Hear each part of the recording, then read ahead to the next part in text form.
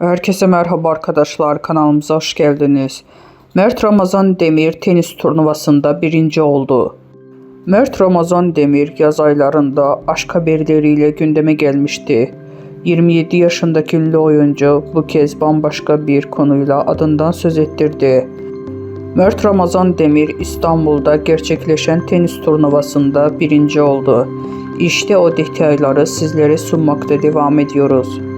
Son olarak Yalı Çapkını dizisinden rol alan Mert Ramazan Demir, oyunculuk kariyerine yanı sıra özel hayatı ve sosyal medya paylaşımlarıyla da adından söz ettiriyor.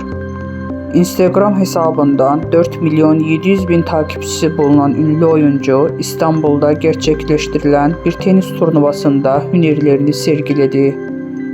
Özel bir eğitim kurumunun derneği tarafından gerçekleştirilen tenis turnuvasında birinci olan ünlü isim paylaşımı yoğun ilgi gördü.